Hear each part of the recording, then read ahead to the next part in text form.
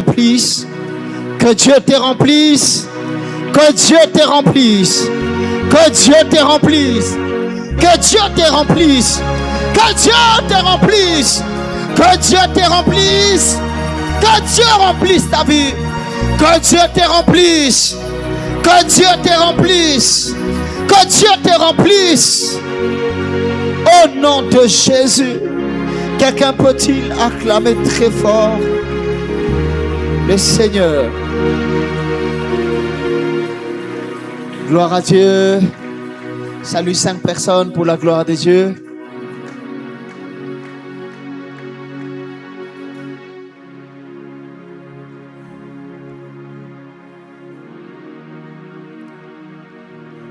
Alléluia.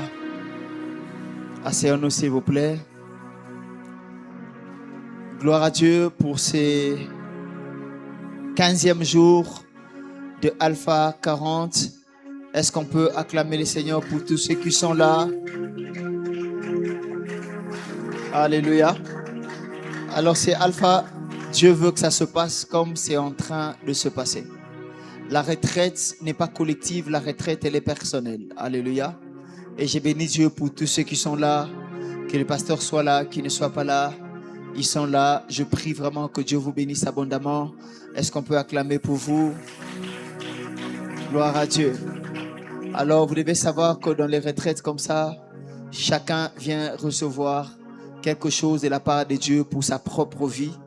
Et par la grâce de Dieu, je crois que Dieu va nous faire beaucoup de bien le reste de ce jour. Cette semaine, nous allons finir, ça sera 21 jours. Après, ça sera 28 jours.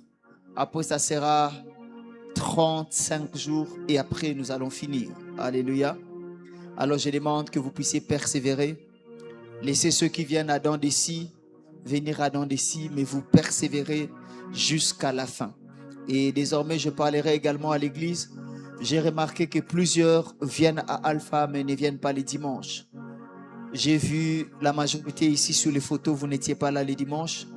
Faites l'effort, de même que vous venez au culte de la semaine, venez également au culte de dimanche. Parce que quand un orateur commence, il faut finir avec lui. Et aujourd'hui, par la grâce de Dieu, nous sommes très bénis de recevoir un homme de Dieu que nous connaissons très bien. Et nous croyons qu'il va nous bénir énormément. Qui connaît l'orateur de ce soir? Alors, il nous a bénis fortement. C'était l'année passée. Et cette année encore, il va nous bénir. On a fait un voyage compliqué. J'ai découvert notre pays encore davantage. On était sur les montagnes, on était dans les véhicules comme si on atterrissait d'un avion. Vous voyez, vraiment, c'était extraordinaire. On était sur les montagnes parce qu'on devait venir. On a fait 2 jours en route, on est arrivé aujourd'hui. Et nous voici, nous sommes là pour vous apporter la parole. Est-ce qu'on peut acclamer le Seigneur? Si c'était toi, je sais que tu allais dire, pasteur, je suis arrivé seulement aujourd'hui, je me sens fatigué. Je me sens fatigué. Alléluia. Vous savez, il y a des raisons que nous donnons ne sont pas raisons pour servir Dieu. Ce n'est pas parce qu'on prêche. Il y a une fois, je venais d'un long voyage. J'ai fait 3 jours en route, mais j'ai atterri. Et c'est jeudi, là, je suis venu à la soirée de gloire. Je n'avais même pas atterri. J'avais pris des routes, l'eau. Je suis arrivé. Et je suis venu à la soirée de gloire. Ce n'était même pas moi qui avais prêché. Il faut éviter de donner les raisons pour servir Dieu. Chaque fois que tu as l'opportunité, sois là. Alléluia. Alors, la personne qui va nous parler aujourd'hui, c'est notre pasteur de l'extension de Butembo par la grâce de Dieu. C'est lui qui est en train de commencer l'extension de Kampala. C'est un prédicateur extraordinaire. Il va nous prêcher aujourd'hui jusqu'au dimanche. Mais particulièrement au milieu là, je vais aussi intervenir. On va prêcher avec lui cette semaine. Alors, préparons-nous. Cette semaine, comment on va fonctionner? Déjà demain, moi-même, je vais commencer à conduire la prière. Déjà à partir de 16h15, on va prier. Particulièrement cette semaine, on va commencer à prier pour vous, à vous impacter, à vous imposer les mains. Parce que déjà, nous sommes en train de chuter. On ne va pas attendre la fin. On va déjà manifester la puissance de Dieu à partir de cette semaine. Alléluia. Alors, invitez beaucoup de gens. Généralement, nous avons l'habitude d'inviter Alpha. Cet Alpha particulièrement, vous n'invitez pas. Je ne sais pas quelle mouche vous a piqué. Dis à ton voisin, un mouche t'a piqué. Alléluia. Alors, comme je le disais, c'est un orateur qui nous vient de très loin. Il sera avec nous jusqu'au dimanche. Alors, ne nous arrêtons pas en cours de route. Quand vous commencez avec un prédicateur, pressez-les jusqu'à la fin. Et comme je l'ai dit à mes enfants, tous les orateurs que j'invite, je ne les invite pas pour que vous les regardiez et qu'ils rentrent avec la grâce. Prenez tout ce que vous allez voir de lui. Si vous allez lui arracher les chaussures, arrachez les chaussures. Alléluia. Si vous allez lui prendre, il les regarde déjà, prenez. Mais pourvu que vous puissiez les consommer totalement. Consommez cet orateur totalement. Et soyez-en sûrs, il sera une bénédiction pour nous. Qui le croit? Alors pendant qu'il sera en train de prêcher aujourd'hui, je veux que nous soyons rivés sur lui. Aujourd'hui, il va introduire, mais on va aller en profondeur demain. Alors, on va se tenir debout. D'abord nous. Le pasteur fils est marié à une très belle et merveilleuse épouse qui sera avec nous prochainement. Elle était avec nous l'année passée, qui l'avait vue. Elle chante plus que toute l'église. Dites Amen. Les chantres, vous. Elle chante plus que vous. Il faut dire Amen. Alléluia. Pendant que le pasteur fils Paka serait en train d'avancer sur la chair, on va acclamer le Seigneur. Acclame très fort.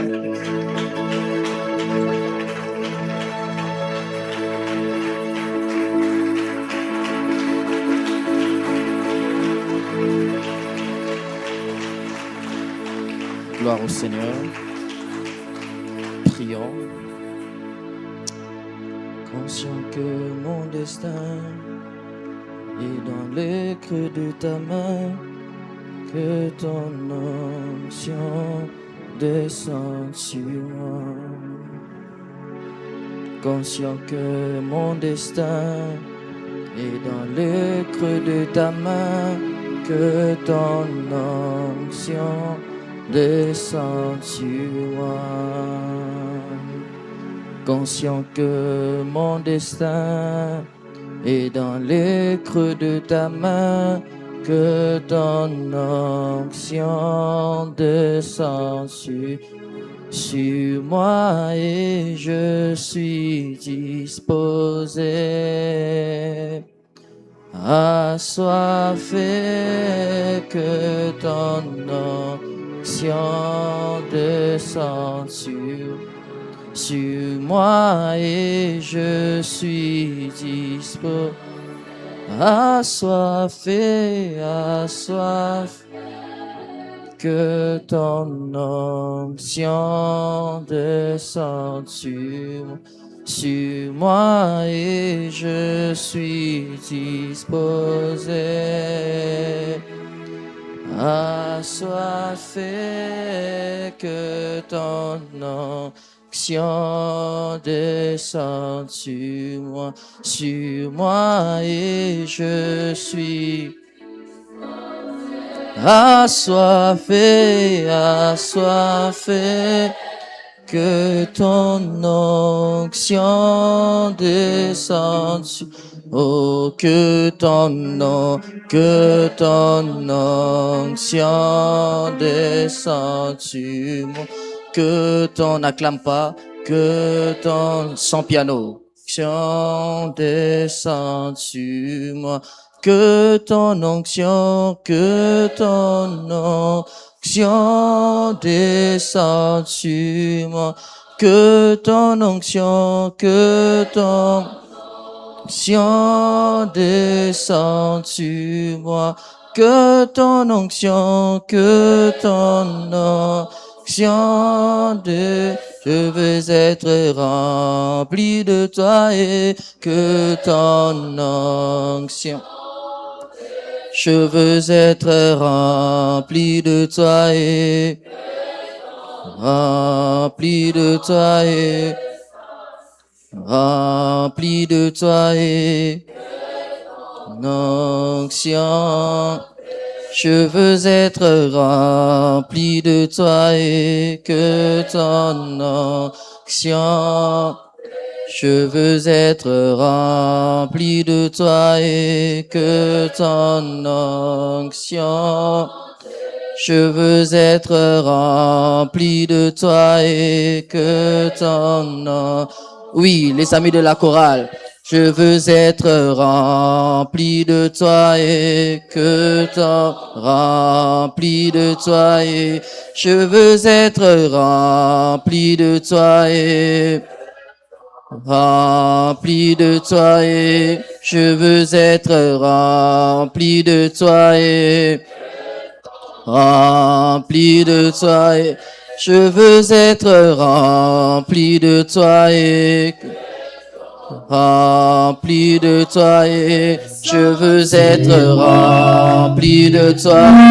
Que ton onction Je veux être rempli de toi et que ton onction je veux être rempli de toi et rempli de toi et je veux être rempli de toi et chorale, aidez-moi, je veux être rempli de toi et rempli de toi et je veux être rempli de toi et rempli de toi et je veux être rempli. Sans piano. Rempli de toi et je veux être rempli de toi et rempli de toi et je veux être avec l'église rempli de toi et église juste ce refrain.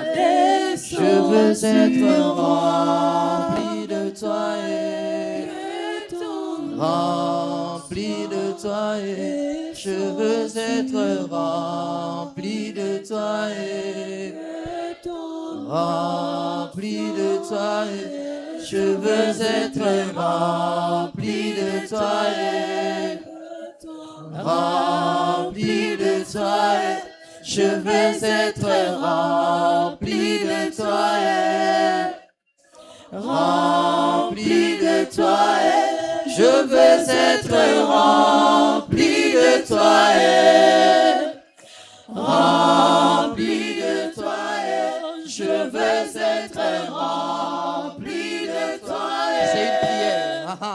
Rempli de toi et je veux être rempli de toi et rempli de toi et je veux être rempli de toi et rempli de toi.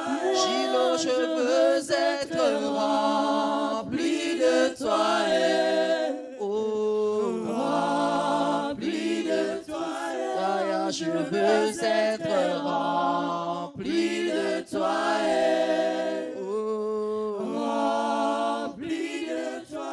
Chama, je veux être rempli de toi et rempli de toi. Chama, je veux être rempli de toi et pour une dernière fois. Je veux être rempli de toi et rempli de toi. Seigneur, bénis ta parole ce soir, parle-nous. Atteins tes buts et tes objectifs. Je te prie, Père, de nous utiliser tel que tu l'as prévu. Bénis quelqu'un au travers de cette exhortation et de cette parole qui nous sera communiquée en ce 15e jour de Alpha. Que ça ne soit pas un jour de plus, mais que ça soit un jour assez particulier. Un rendez-vous que tu vas honorer dans la vie de quelqu'un. Manifeste-toi et fais infiniment au-delà de nos attentes. Manifeste-toi et fais infiniment au-delà de ce que nous pouvons imaginer. Manifeste-toi et fais infiniment au-delà de nos prières. Manifeste-toi et fais infiniment au-delà de nos prévisions. Manifeste-toi et fais infiniment au-delà de nos planifications. Manifeste-toi et fais infiniment au-delà de ce qu'on a prévu. Rempli de toi, je veux être rempli de toi. Asseyez-vous. Exauce. Merci, Cora. Rempli de toi. Exode chapitre 3, nous restons assis, je vais juste lire. Je vais lire tout le chapitre. Il est écrit dans la parole du Seigneur: Moïse faisait paître les troupeaux de son beau-père Jéthro, sacrificateur de Madian. Et il mena le troupeau derrière le désert et vint à la montagne de Dieu à Horeb. L'ange de l'Éternel lui apparut dans une flamme de feu au milieu d'un buisson. Moïse regarda et voici le buisson était tout en feu et le buisson ne se consumait point. Moïse dit: je veux me détourner pour voir quelle est cette grande vision et pourquoi le buisson ne se consume point. L'Éternel vit qu'il se détournait pour voir et Dieu l'appela du milieu du buisson et dit: Moïse, Moïse. Il répondit: me voici. Dieu dit: n'approche pas d'ici, ôte tes souliers de tes pieds, car le lieu sur lequel tu te tiens est une terre sainte. Et il ajouta: je suis le Dieu de ton père, le Dieu d'Abraham, le Dieu d'Isaac, le Dieu de Jacob. Moïse regarda le visage car il craignait de regarder Dieu. L'Éternel dit: je vis la souffrance de mon peuple qui est en Égypte et j'ai entendu le cri que lui font pousser ses oppresseurs, car je connais ses douleurs. Je suis descendu pour le délivrer de la main des Égyptiens et pour le faire monter dans ce pays, dans un bon et vaste pays, le pays où coule le lait et le miel, dans les lieux qu'habitent le Cananéen, les Essiens, les Amoréens, le Phérézien, les Géviens et le Jébusien. Voici les cris d'Israël sont venus jusqu'à moi et j'ai vu l'oppression que leur font souffrir les Égyptiens. Maintenant va, je t'enverrai auprès de Pharaon et tu feras sortir d'Égypte mon peuple, les enfants d'Israël. Moïse dit à Dieu: qui suis-je pour aller vers Pharaon et pour sortir le peuple d'Égypte, le peuple d'Israël en Égypte? Dieu dit: je serai avec toi et ceci sera pour toi le signe que c'est moi qui t'envoie. Quand tu auras fait sortir d'Égypte les peuples, vous servirez sur cette montagne. Moïse dit à Dieu: j'irai donc vers les enfants d'Israël et je leur dirai: le Dieu de vos pères m'envoie vers vous. Mais s'ils me demandent quel est son nom, que leur répondrai-je? Dieu dit à Moïse: je suis celui qui suis. Et il ajouta: c'est ainsi que tu répondras aux enfants d'Israël: celui qui s'appelle Je suis m'a envoyé vers vous. Dieu dit encore à Moïse: tu parleras aux enfants d'Israël: l'Éternel, le Dieu de vos pères, le Dieu d'Abraham, le Dieu d'Isaac, et ainsi que le Dieu de Jacob m'envoie vers vous. Voilà mon nom pour l'éternité, voilà mon nom de génération en génération. Va, rassemble les enfants d'Israël et dis-leur: l'Éternel, le Dieu de vos pères m'est apparu, le Dieu d'Abraham, d'Isaac et de Jacob. Il a dit: je vous ai vu et j'ai vu ce qu'on vous a fait en Égypte. Et je dis: je vous ferai monter de l'Égypte où vous souffrez, dans le pays de Cananéens, des Essiens, des Amoréens, des Jébusiens, des Éviens et le Phérézien, dans un pays où coule le lait et le miel. Ils écouteront ta voix et tu iras, toi et les anciens d'Israël, auprès du roi d'Égypte. Vous leur direz: l'Éternel, le Dieu des Hébreux, nous est apparu. Permets-nous de faire 3 journées de marche dans le désert pour offrir le sacrifice à l'Éternel notre Dieu. Je sais que le roi d'Égypte ne vous laissera point aller, si ce n'est par une main puissante. Je tendrai ma main et je frapperai le pays d'Égypte de par toutes sortes de prodiges que je ferai au milieu d'elle, après quoi il vous laissera aller. Je ferai même trouver grâce à ce peuple aux yeux des Égyptiens. Quand vous partirez, vous ne partirez point à vide. Chaque femme demandera à sa voisine et à celle qui demeure dans sa maison des vases d'argent, des vases d'or, des vêtements. Vous mettrez sur vos fils et vos filles et vous dépouillerez les enfants des Égyptiens. Quelqu'un acclame la parole du Seigneur. Que Dieu soit béni pour ce soir. Je suis très content d'être là, encore au milieu de nous, pour partager et parler de la part du Seigneur. Je voudrais dire merci aux 3 volontés qui ont concouru à ce que je sois là. La première volonté est celle de Dieu qui nous a gardés, qui nous a préservés et qui a rendu encore une fois de plus ce jour possible pour que nous puissions faire partie de votre, en ce programme, en ce marathon de 40 jours des jeûnes et de prière. Et je voudrais aussi dire merci au couple pastoral, le pasteur Trésor ainsi que maman Jamil. On acclame le Seigneur pour la marque de confiance une fois de plus renouvelée. Merci pasteur Trésor. Merci, Maman Jamil, que l'église de Butembo attend énormément. Hier, alors que nous étions en train de sortir, le pasteur a annoncé qu'il sera encore chez nous cette année, dans un futur un peu proche. Et façon les ouvriers ont célébré, je me suis dit, quelqu'un qu'ils n'ont jamais vu. Mais comment ils célèbrent autant comme ça? Parce que le pasteur avait pris le soin, rassurez-vous, de bien parler de sa femme. Alléluia, chatalaba, alléluia. Je voudrais aussi dire merci à mon épouse qui a aussi permis, compte tenu de son état de santé, normalement, je ne devais pas être là, mais elle a permis que je fasse des va-et-vient. Il n'y a pas très longtemps, j'étais à Kampala. Pendant une semaine, malgré son état de santé, elle a permis que je sois à nouveau là pour prendre part à ses assises. Si elle me disait, je veux que tu restes, je serai là pour honorer. Hein? Alléluia. Ça fait partie des devoirs conjugaux. Hein? Amen, amen. Alors, cette année, probablement, il ne sera pas là, compte tenu de son état de santé. Mais je crois que l'année prochaine, l'équipe va être au complet. Quelqu'un acclame le Seigneur. Alléluia. Il y a quelqu'un qui a compris là. Que Dieu soit béni. C'est parce que toi, tu as compris. Amen. Gloire à Dieu. Je voudrais partager pendant quelques minutes autour de cette pensée. Nous sommes en train de parler de l'appel à la solitude. Alléluia. Permettez-moi de définir d'abord ce concept parlant de la solitude. Le dictionnaire est en train de me dire simplement ceci. Quand on parle de la solitude, c'est l'état d'une personne qui est seule, retirée. Ça, c'est le dictionnaire français. Retirée du commerce du monde.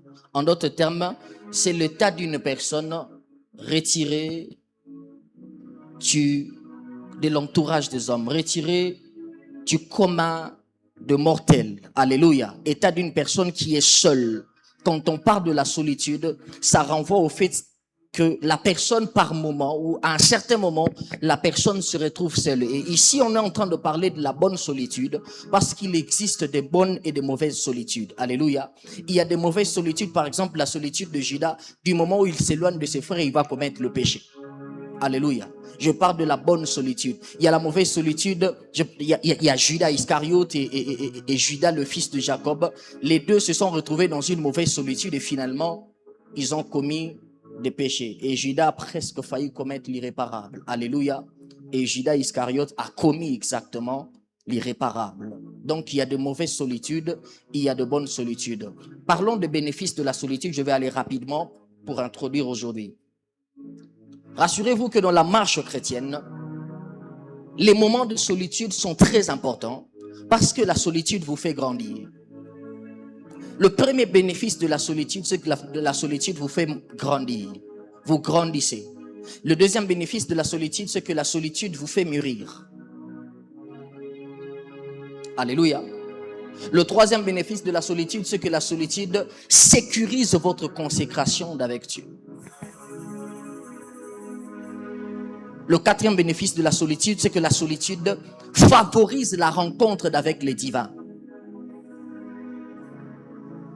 La solitude favorise la rencontre avec le divin. Moïse se retrouvait un moment seul, Jacob se retrouvait un seul. Nous parlerons de Jacob au fur et à mesure que nous allons avancer.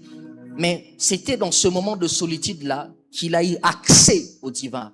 Lui qui n'avait pas encore accédé, lui qui n'avait pas encore expérimenté quelque chose de glorieux, c'est quand il est resté seul, en train de paître les troupeaux de Moïse, de Jéthro, son beau-père, il se retrouve à proximité. En d'autres termes, la solitude facilite la proximité avec le divin. Non seulement qu'elle favorise la rencontre avec le divin, mais la solitude favorise la proximité avec le divin. Alléluia. La solitude favorise la proximité avec les divins. En d'autres termes, c'est votre proximité avec les divins qui vous rendra divin parmi les hommes. Je répète encore. C'est votre proximité avec les divins qui vous rendra divin parmi les hommes. Vous voulez manifester la divinité de Dieu et l'habitude de fréquenter les divins. Vous voulez manifester la divinité de Dieu et l'habitude d'être à proximité du divin et vous finirez par manifester la divinité de Dieu. Je prie dans le nom de Jésus que Dieu t'aide à manifester la divinité de Dieu parmi les humains. Je prie que le divin en toi se manifeste parmi les humains autour de toi. Quelqu'un me donne un amen et je prêche. La cinquième ou la sixième de chose avec la solitude, c'est que la solitude facilite l'écoute de Dieu. Parce que Moïse n'avait jamais écouté Dieu. C'est grâce à la solitude que Moïse a appris à écouter Dieu. Alléluia. Voici les quelques bénéfices de la solitude. Permettez-moi de parler de la présence de Dieu. La présence de Dieu, selon la définition de mon père, l'apôtre Marcelo Jérémie Tounassi, dans son livre, quand il parle de la présence de Dieu, il dit que la présence de Dieu, c'est Dieu lui-même. C'est Dieu lui-même. La présence de Dieu, c'est sa face. La présence de Dieu, c'est la plus grande dimension de Dieu. Donc, je ne voudrais pas m'embrouiller avec d'autres définitions. Je reste dans la définition de l'apôtre. C'est vrai qu'il y a plusieurs définitions.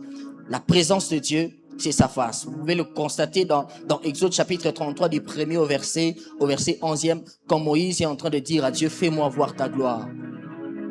Et Dieu est en train de dire, personne ne peut voir ma face et vivre. On dit même que Moïse parlait avec Dieu face à face. Alléluia. La présence de Dieu, c'est sa face.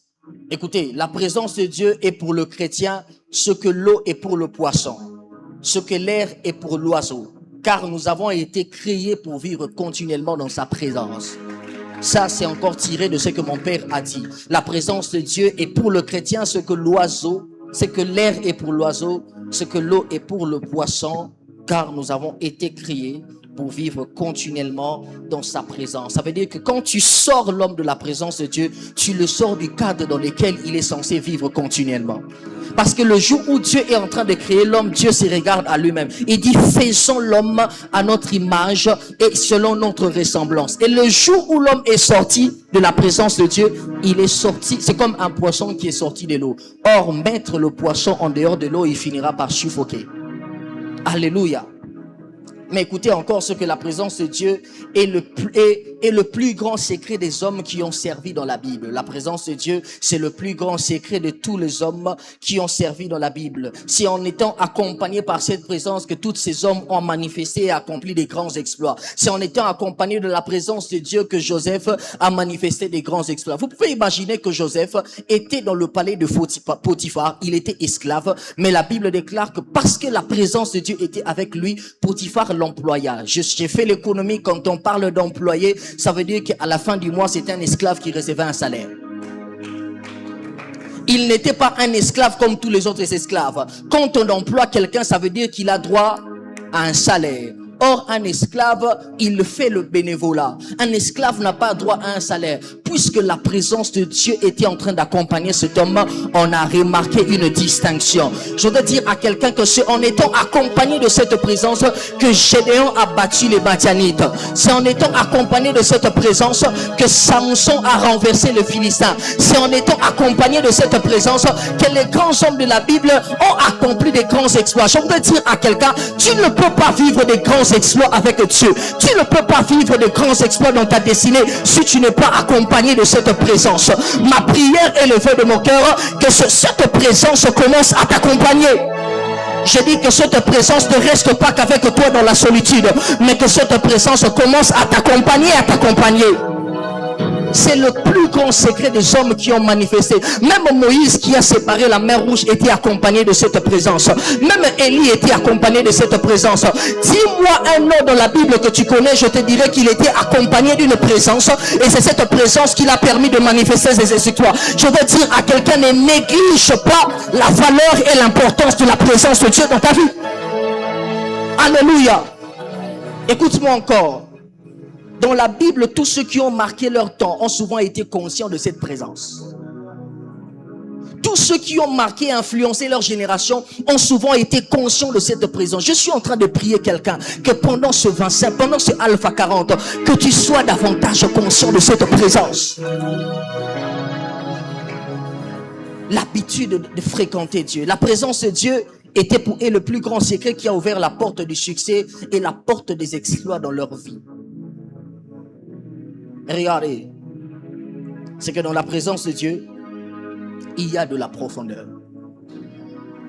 Je dis encore, dans la présence de Dieu, il y a de la profondeur.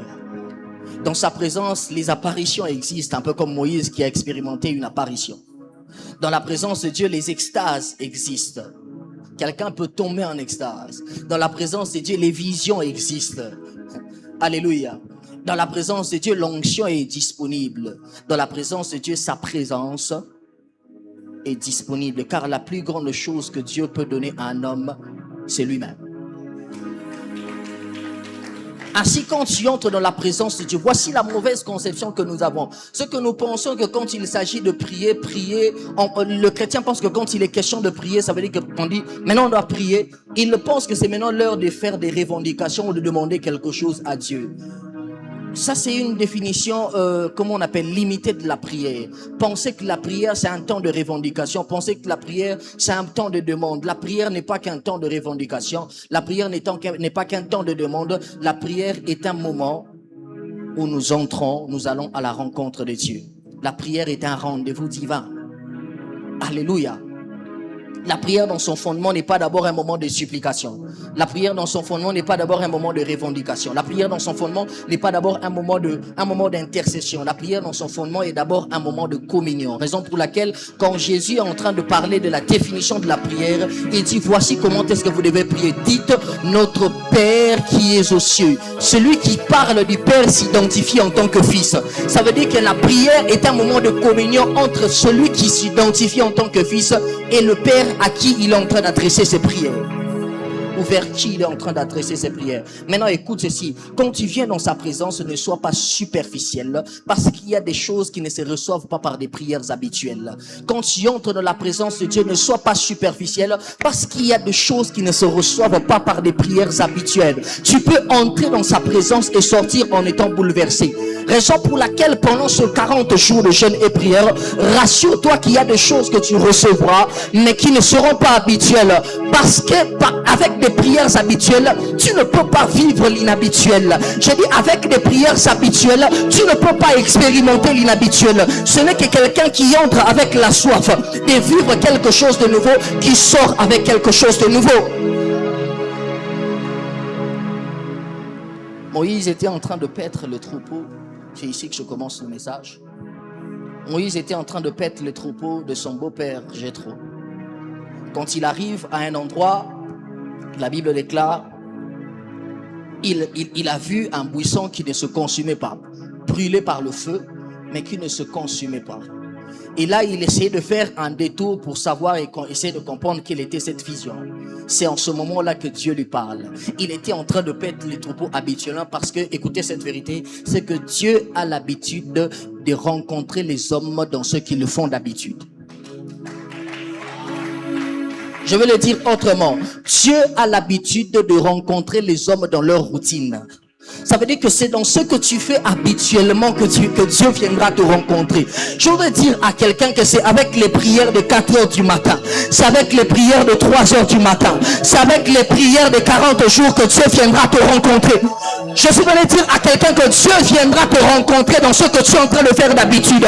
Parce que souvent la présence de Dieu a l'habitude de se révéler aux hommes dans ce qu'ils font habituellement. Je prie dans le nom de Jésus-Christ pour quelqu'un qui est en train de prier, je ne sais pas. pas à qui je suis en train de parler ce soir. Mais ma prière élevée de mon cœur, c'est que Dieu te rencontre dans ta routine. Je dis ma prière élevée de mon cœur, c'est que Dieu te rencontre dans ta routine. Avec les prières matinales, avec les prières de 2 heures du temps, avec les prières de 3 heures du temps, avec les prières d'Alpha. Je prie que la présence de Dieu te rencontre. J'ai dit, je prie que la présence de Dieu te rencontre.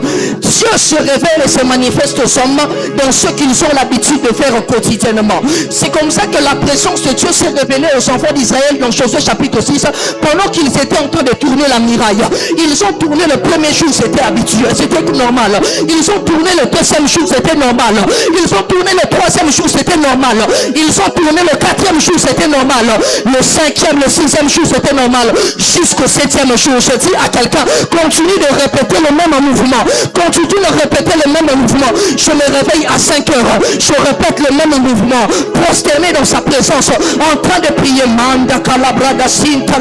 C'est dans cette habitude-là que Dieu viendra te visiter. C'est qu'il ne savait pas. C'est que c'était le 7e jour. Il pensait que c'était une habitude. Mais il ne savait pas que le 7e jour, quelque chose d'inhabituel allait se passer. Je dis à quelqu'un ce soir, c'est dans cette habitude-là que Dieu viendra faire quelque chose d'inhabituel.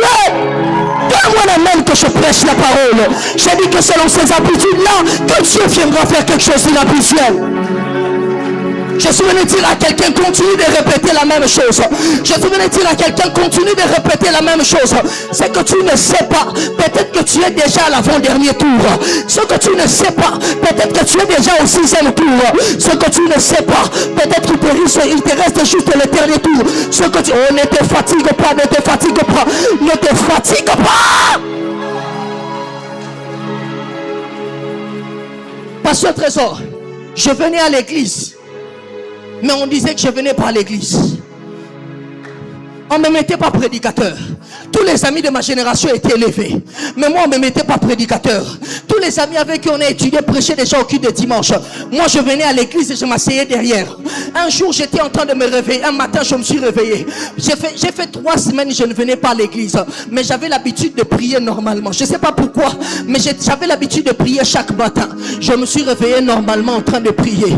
J'étais en train de lire ma Bible, j'ai prié. À un moment donné, je me suis allongé. Jusqu'à ce que mon frère m'appelle, il me dit, fils, apparemment on t'a aligné demain à la soirée de gloire. Je n'étais pas à l'église.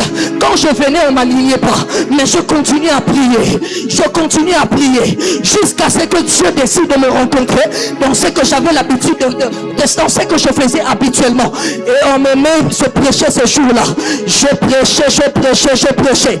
Jusqu'aujourd'hui. L'année qui a suivi, il n'y a pas un culte de dimanche où j'ai raté. J'étais toujours en train de prêcher. Et c'est la même année 2022 que je suis devenu pasteur. J'aimerais dire à quelqu'un, même quand les hommes ne croient pas en toi, même quand les résultats ne sont pas encore visibles, continue de faire habituellement ce que tu as l'habitude de faire, parce que Dieu viendra te rencontrer dans ce que tu fais habituellement.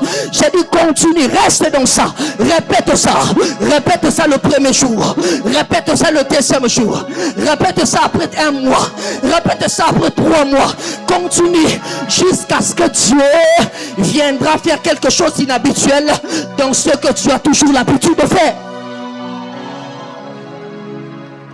Oh, est-ce que je peux prêcher à quelqu'un?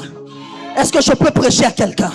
Maintenant, écoute ceci. C'est que dans la présence de Dieu, la première des choses que Dieu fait, c'est que dans sa présence, il révèle les destinées. J'ai dit dans sa présence, il révèle les destinées. Moïse qui marchait, il pensait qu'il était un simple berger. Jusqu'à ce qu'il rencontre la présence de Dieu. Et que Dieu lui révèle dans sa présence que tu n'es pas appelé à être berger de troupeau de Jéthro, mais tu es appelé à être berger du troupeau de Dieu. Il dit à Moïse, je t'enverrai toi et tu iras vers les enfants d'Israël. Moïse a passé 40 ans dans la maison de Pharaon. Il ne se connaissait pas encore. Il a passé 40 ans dans la maison de Jéthro. Il ne se connaissait pas encore. Jusqu'à ce qu'il rencontre la présence de Dieu et que la présence de Dieu lui révèle la destinée à laquelle il était appelé. Je suis en train de prier que pendant ces Alpha 40, que la présence de Dieu te révèle ta destinée. Il y a des Moïse qui sont en train de paître les mauvais troupeaux. Dieu t'appelle à paître son troupeau, mais toi tu continues à paître le troupeau de Jéthro. Il y a quelqu'un qui doit cesser de paître le troupeau de Jéthro pour entrer dans sa vraie destinée. La présence de Dieu révèle les destinées. Oh, j'ai dit la présence de Dieu révèle les destinées. C'est la première des choses que Dieu fait. Il y a de Moïse qui continuent à paître les troupeaux de la destinée parce qu'ils ne sont pas encore entrés dans la présence de Dieu. Tu te poses des questions sur qui tu es. Je dois dire à quelqu'un que dans la présence de Dieu, il te sera révélé ce que tu vaux. J'ai dit dans la présence de Dieu, il te sera révélé ton appel. Dans la présence de Dieu, il te sera révélé ce à quoi tu es appelé.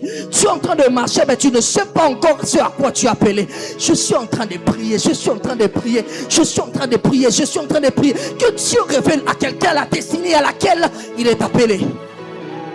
Il y a Moïse ce soir. Il y a Moïse pendant ce marathon qui doit entrer dans sa vraie destinée. Il y a Moïse ce soir qui doit entrer dans ce à quoi Dieu l'appelle. Mais le problème c'est que ce Moïse n'a pas encore rencontré la présence de Dieu. Le problème c'est que ce Moïse n'a pas encore croisé Dieu dans sa présence. Kachata là-bas. Alléluia. Dans sa présence, il te sera révélé ton futur. Dans sa présence, il te sera révélé ta mission. Dans sa présence, il te sera révélé ton appel. Il y a des gens qui se promènent sur la terre sans connaître ce à quoi ils sont appelés. Ils tâtonnent encore sur leur identité. Mais la présence de Dieu est l'adresse qui révèle les destinées. La présence de Dieu est l'adresse qui révèle les destinées. Tu veux connaître ce que Dieu attend de toi en cette saison. Tu veux connaître ce que Dieu attend de ta vie dans les 10 prochaines années. Entre dans sa présence. Mon Dieu, entre dans sa présence. J'ai dit entre dans sa présence. Il y a des Moïse qui demeurent de bergers de troupeaux parce qu'ils n'ont pas encore entendu la voix de Dieu qui leur dira vous valez mieux que ce que vous faites aujourd'hui. Il y a des gens qui continuent à travailler dans autre chose parce qu'ils n'ont pas encore entendu la voix de Dieu. Ma prière c'est que quelqu'un pendant ce marathon entende clairement la voix de Dieu. J'ai dit il y a des Moïse qui continuent à paître les troupeaux. Il y a des Moïse qui continuent à faire autre chose parce qu'ils n'ont pas encore entendu la voix de Dieu. Que Dieu ouvre les oreilles de quelqu'un. C'est pour ça que je dis que la solitude facilite l'écoute de Dieu.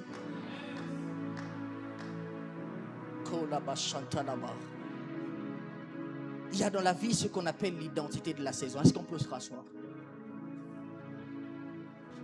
Et Moïse a marché avec ce qu'on appelle l'identité de la saison. Pendant un temps, Dieu a permis à David d'être joueur de la harpe.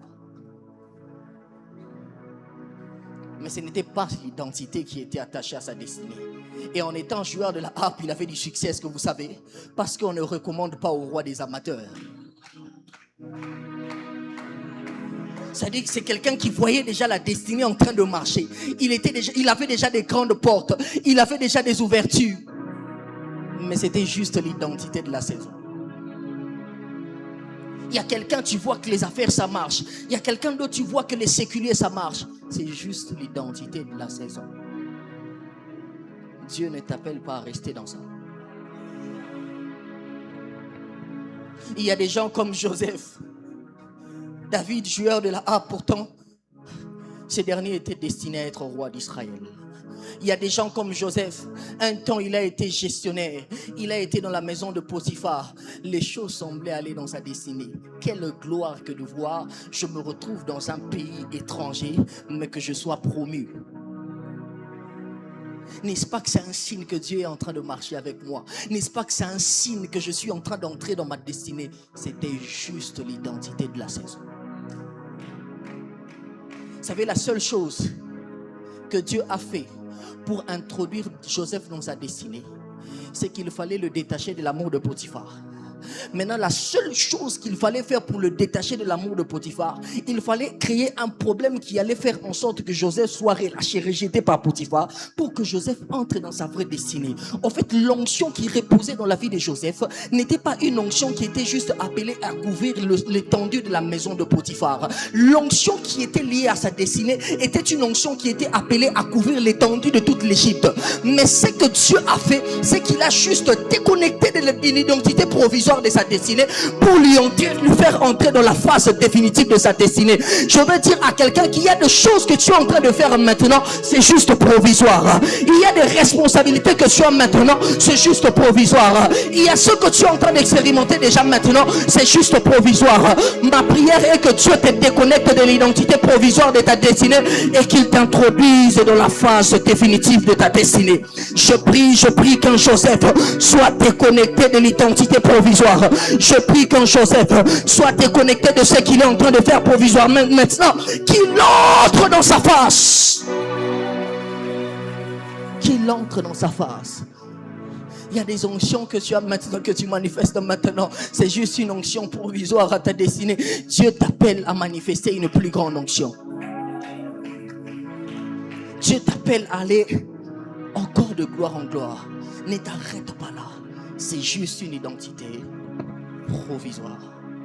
Vous êtes ce que vous êtes même quand votre apparence extérieure ne les laisse pas transparaître.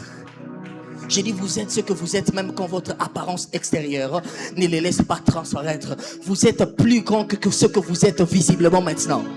J'ai dit vous êtes plus grand que ce que vous faites maintenant. J'ai dit vous êtes plus grand que ce que vous êtes visiblement maintenant. Dans sa présence, Dieu te révélera ce que tu es et ce que tu ignores encore de toi-même. Moïse ignorait qu'il était le potentiel, qu'il était le libérateur de tout un peuple et que par lui Dieu allait accomplir de grandes choses. L'une des particularités de cette présence, c'est qu'elle est capable de te révéler les choses que tu ne vois pas en toi. Quand Moïse se regardait, il ne se voyait pas libérateur. Peut-être que même il était blessé du fait que ses amis, ses propres frères ne comprenaient pas qu'il était un libérateur. Quand il se regardait, il a oublié cette affaire-là des libérateurs, il a fui. Quand les enfants de Potiphar le regardaient, les enfants de Jéthro le regardaient, ils voyaient un simple berger. Chaque fois qu'il sortait de la maison de Potiphar, de Jéthro, quand il le regardait, il le voyait simplement comme étant son beau-fils. Mais la présence de Dieu révèle les choses que tu ignores de toi-même et les choses que ton entourage ignore de toi. C'est ce que la présence de Dieu fait. Elle révèle les choses que tu ignores de toi-même et les choses que ton entourage ignore de toi. Les choses même que ton pasteur ignore de toi. Les choses même que ceux qui t'entourent, ceux de ta famille ignorent de toi. Il y a des gens, vous avez des grandes destinées, mais le problème c'est que votre entourage n'a pas encore repéré que vous portez quelque chose de grand. Le problème c'est que ton président des départements n'a pas encore repéré que tu portes en toi quelque chose de grand. Le problème c'est que l'environnement dans lequel tu te trouves n'a pas encore pu déceler les choses et que toi-même tu n'as pas encore pu déceler. C'est comme ça, ne te regarde pas avec les yeux des hommes, regarde-toi avec les yeux de Dieu. Quand Dieu te regarde, le regard de Dieu est profond, le regard de l'homme est superficiel, mais quand Dieu regarde, Dieu voit à ce qu'il y a dans les entrailles. J'ai dit Dieu voit à ce qui est caché. Dieu voit à ce que tu ne vois pas.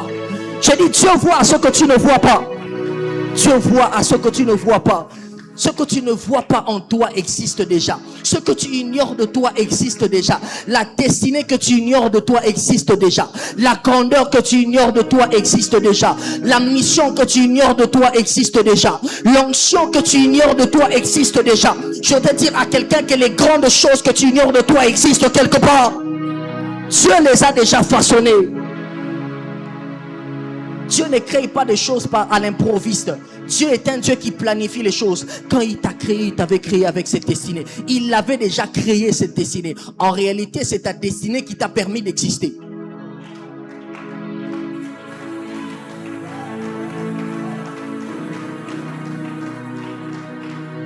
Jésus est en train de parler dans Hébreu. Tu n'as voulu ni sacrifice ni holocauste, mais tu m'as formé un. Ça veut dire que la mission, il fallait qu'il meure à la croix. Mais pour qu'il meure à la croix, il fallait qu'il prenne corps pour qu'il existe. En réalité, la mission existait déjà, mais c'est cette mission qui a permis à Jésus d'exister. Dieu crée la mission avant de te créer toi. Dieu crée la destinée avant de te créer toi. C'est ce que tu es appelé à faire qui te permet d'exister.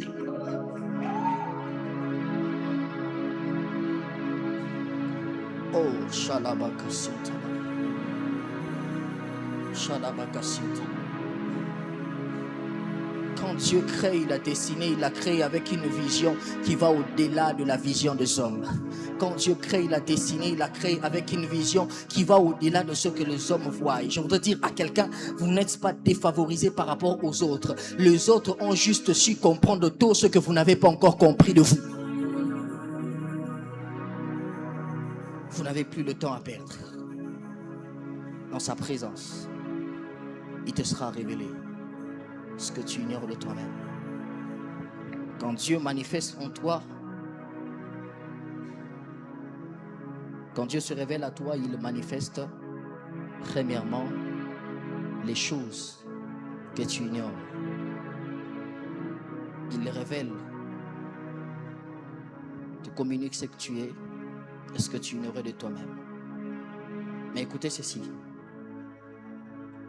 Quand Dieu te révèle la destinée, ça veut dire qu'il te donnera des informations. La première information, c'est qu'il te donnera les informations sur ce que tu es. Et la deuxième information, il te donnera les informations sur ce que tu as. C'est comme ça que vous allez voir, il utilisait un bâton.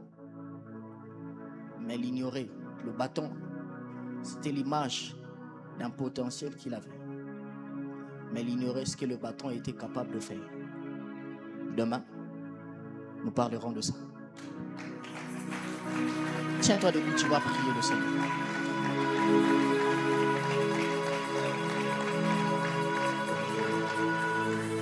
Tiens-toi debout, tu vas prier le Seigneur. Tiens-toi debout, tu vas prier le Seigneur.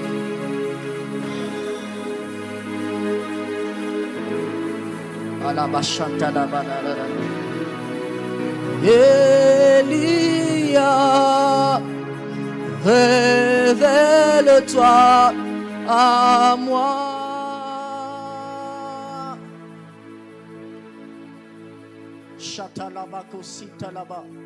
Commence à prier, dis à Dieu que pendant ce 40 jours, que sa présence te révèle ce que tu as appelé à faire. Que sa présence te révèle la destinée à laquelle tu es appelé. Ne sors pas de ce marathon de prière sans connaître ce que Dieu attend de toi. Je refuse de sortir de ce marathon de prière sans connaître ce que Dieu attend de moi dans les 10 prochaines années. Je refuse de sortir de ce marathon de prière sans comprendre ce que Dieu attend de moi dans les 20 prochaines années. Commence à prier dans sa présence. Il révèle les destinées. Élève ta voix, prie le Seigneur.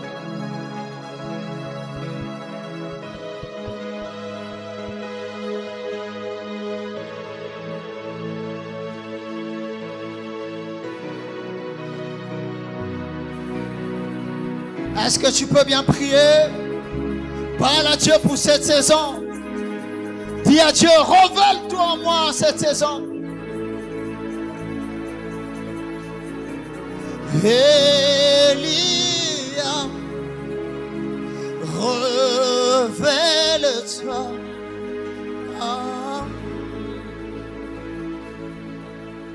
Hayabashaya, Kalaboshadabane, Imama Shantemaha, Irane Shakapanamaha. Elia, révèle-toi à moi. Vous savez, cette prédication était la réponse de la prière d'une personne et du cri d'une personne. Ma prière est que cette prédication, ce message fort, s'installe dans nos cœurs et dans nos âmes au nom de Jésus. Au nom de Jésus. Au nom de Jésus. Au nom de Jésus. Au nom de Jésus. Chante peke sinte maha. Rabebe chante maha taba. Kuline chante barabaya saya. Je prie que tu vives ce message et que tu découvres sa présence. Découvre sa présence au nom de Jésus. Est-ce qu'on peut acclamer très fort Jésus? Clap your hand for Jesus. Acclame très fort. Gloire à Dieu. Asseyons-nous s'il vous plaît. Smenoyo et Bebakak. Alléluia. On est revenu avec ma femme Mokobo. Alléluia. Smenoyo et Bebakaka. Amen. Alors, on a mené